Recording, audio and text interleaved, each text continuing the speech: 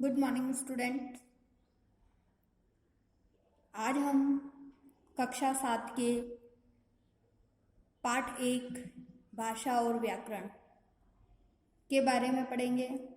हमने इसका भाग 1 पिछली कक्षा में पढ़ा था, जिसमें हमने भाषा पढ़ी थी कि भाषा किसे कहा जाता है।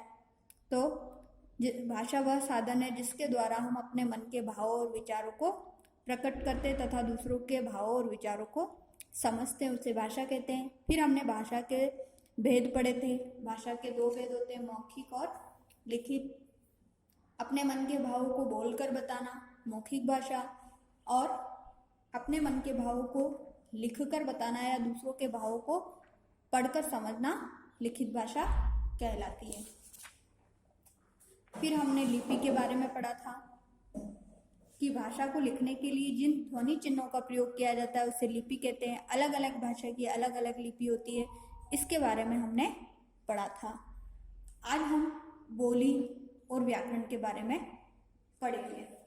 बोली एक छोटे क्षेत्र में बोली जाने वाली भाषा का स्थानीय रूप बोली कहलाता है।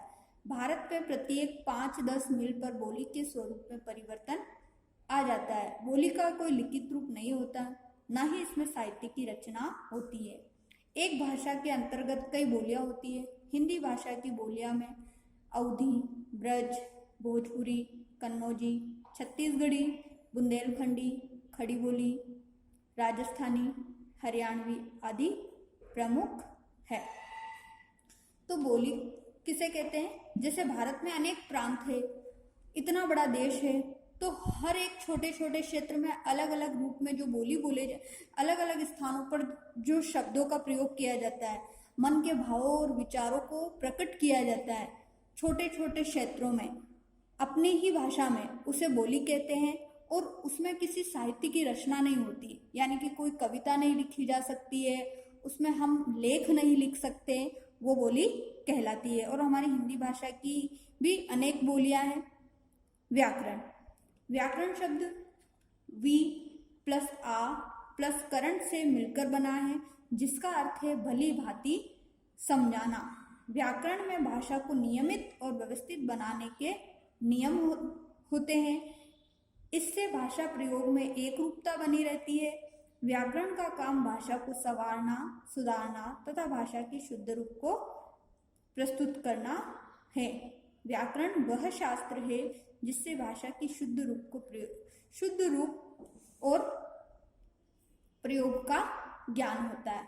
यानी कि व्याकरण वह एक ऐसा शास्त्र है जिससे हमें भाषा का ज्ञान होता है कि हमें किस प्रकार से शुद्ध उच्चारण करना चाहिए, शुद्ध रूप से लिखना चाहिए, किस शब्द का प्रयोग कहाँ करना चाहिए। ये सभी प्रकार का जो हमें ज्ञान प्राप्त होता है वो व्याकरण के माध्यम से होता है।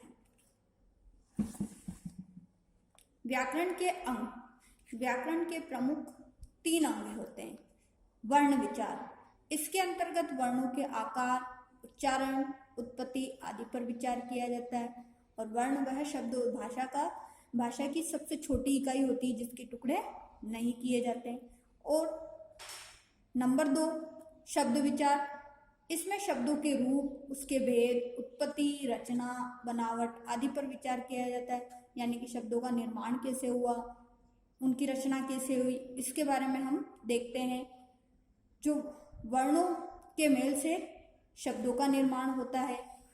वाक्य विचार, इसके अंतर्गत वाक्यों की रचना, उसके भेद, उसका संबंध, वाक्य विश्लेषण, संश्लेषण तथा विराम चिन्ह आदि पर विचार किया जाता है।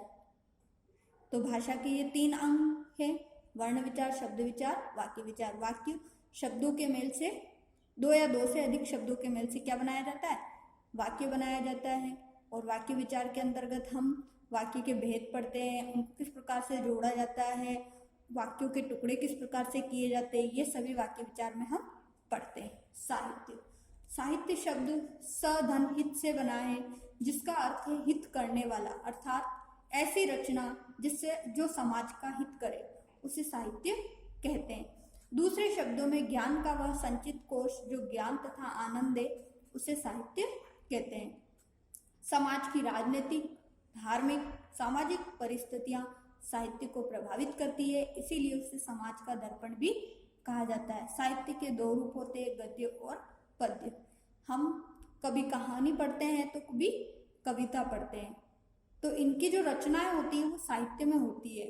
और साहित्य का मतलब क्या होता है? ऐसी रचनाएं जिससे हमारे समाज का हित हो, हित मतलब भला हो, अच्छा हो, और उससे हम, या फिर ऐसे कह सकते हैं, ऐसे शब्द या ऐसे शब्दों का ज्ञान जो हमें आनंद दे, हमें खुशी प्रदान करे, उसे हम साहित्य कह सकते हैं। जिससे कि हमारे समाज में हम उससे राजनीति के बारे में, धर्म, अपने समाज के बारे में जो भी परिस्थितियां हमें प्रभावित करती है वो साहित्य के अनुसार ही हमें प्रभावित करती है।